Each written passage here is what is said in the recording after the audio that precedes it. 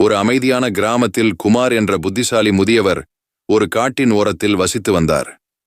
ஒரு நாள் கடுமையான புயல் தாக்கியது. ஒரு பெரிய மரம் விழுந்து கிராமத்திற்கு வெளியே உள்ள ஒரே பாதையை அடைத்தது. கிராமவாசிகள் எப்படி பொருட்களை பெறுவது அல்லது வெளி உலகத்தை தொடர்பு கொள்வது என்று தெரியாமல் கவலையடைந்தனர்.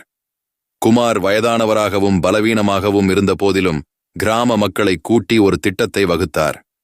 ஒவ்வொருவரும் ஒரு சிறிய முயற்சிக்கு பங்களிக்க வேண்டும் என்று அவர் பரிந்துரைத்தார்.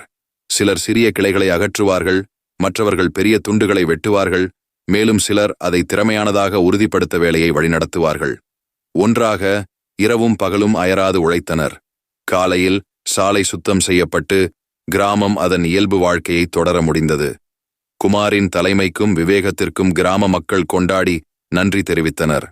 குமார் எளிமையாகச் சிரித்துக்கொண்டே, ஒவ்வொருவரும் கொஞ்சம் முயற்சி செய்தால் பெரிய தடைகளை கூட நாம் கடக்க முடியும். குழுப்பணி சவால்களை வெற்றிகளாக மாற்றுகிறது. கிராம மக்கள் ஒன்றிணைந்து பணியாற்றுவதன் மூலமும் தங்கள் பலத்தை வழங்குவதன் மூலமும் எவ்வளவு கடினமான பணியாக இருந்தாலும் குறிப்பிடத்தக்க விஷயங்களை சாதிக்க முடியும் என்பதை அறிந்தனர்.